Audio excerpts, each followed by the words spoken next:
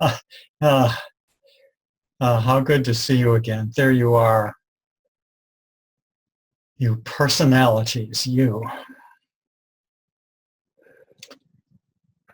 In ancient Greek mythology,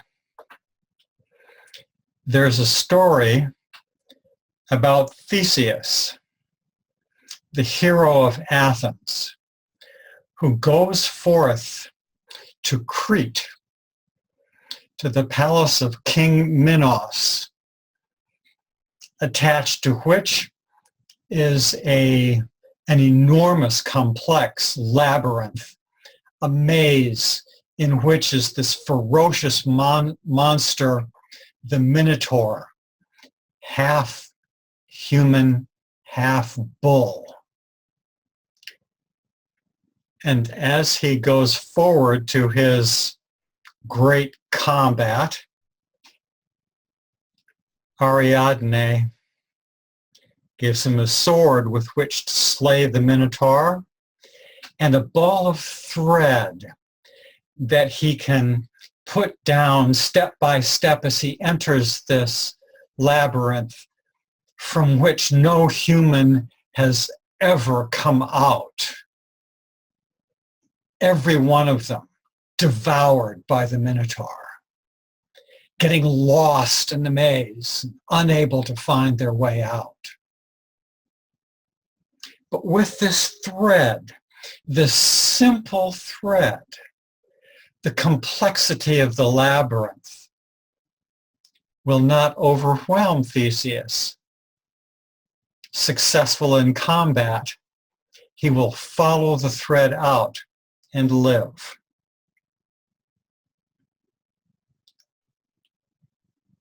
That thread for me symbolizes the way of simplicity in paths of thoroughness. Our path of thoroughness has been the inquiry into truth-coordinated living, wisely combining scientific living and spiritual living, learning to do that in a human life in order to arrive at what? At a beautiful quality of living that we have called the beautiful wholeness of righteousness. The complexities of scientific living include fact, causation, and evolution, which contains dimensions of cosmology, biology, psychology, history, and more. Now hear a short meditation on the way of simplicity and paths of thoroughness. These are two complementary approaches to living in truth, beauty, and goodness. There are times when the way of simplicity is the only honest teaching, and any other approach would be evasive. Don't dodge the issue by asking how. Don't ask for a method, an easy list of steps. The way of simplicity is a street preacher. Start living in truth, beauty, and goodness right now. Don't make a resolution for next year. Don't wait to finish this book, that project, this class. The wisdom is already available to you. Your present intuition is enough to begin with. Dare to come into presence right now. Let go of creeds and dogmas and books. Truth is here. Wake up. Beauty is at hand. Let yourself feel it. Goodness beckons. Follow in freedom. The way of simplicity is the altar call, the Zen gesture, the revelatory proclamation, the decisive act of service, the enthusiastic hug. The way of simplicity intimidates the cautious, those who fear presumption, and those who doubt that which is genuine. Simplicity unfolds. A path opens up. We can survey the path in the degree of thoroughness that fits our purpose. We can explore details, consider difficulties, spend time in research and discussion and silence, receiving and giving. Did we really think we could climb the Mount Everest of knowledge, wisdom, and insight without decades of devoted living? Paths of thoroughness complement the way of simplicity. Our concepts of truth, beauty, and goodness develop through experience and effort, study and struggle. Can we combine the way of simplicity with paths of thoroughness? We must. This is done by bringing a wholehearted grasp of simplicity to the paths of thoroughness. Such wholeheartedness opens up discovery and creativity. The way of simplicity and paths of thoroughness complement each other. The long path to mature love takes patience and pondering, and it is designed to complement the short path, the immediate availability of divine love found in communion. The long path depends at all times on the short path, and the short path is enriched by each forward step on the long path.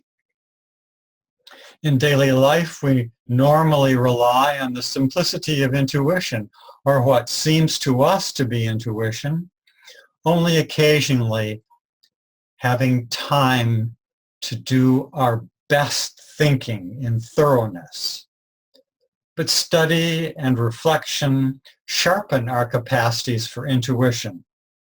Great spontaneous responses are the fruit of great decisions, and great decisions come from our best thinking. The integrity of genuine simplicity comes only from laboring in fields of thoroughness. Simple concepts become meaningful through experience with complexities, while ventures into thoroughness are kept on track to commitments expressed in simple terms.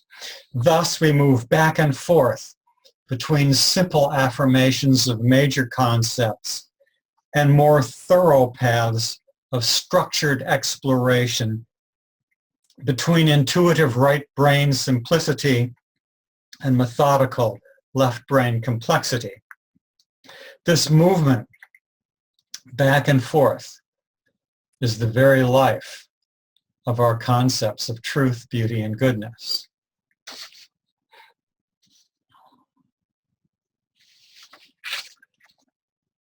Guess what? There is a short path into the labyrinth of scientific living. And that short path is faith in the effectiveness of the supreme human desire to do the will of God, to be like God. Now, this short path may remind you of Jesus' invitation command, be you perfect, even as your Father in heaven is perfect. It takes more than a lifetime to achieve the divine fullness of perfection that a mortal can hope to attain beyond this life in heaven. But in another sense, that present tense command, be you perfect, is calling us to a kind of perfection that we can live in this experience, in this life we can grow, learning wisely to coordinate scientific living and spiritual living, and to bring forth the harvest of a new mortal maturity, the beautiful wholeness of righteousness. Good day.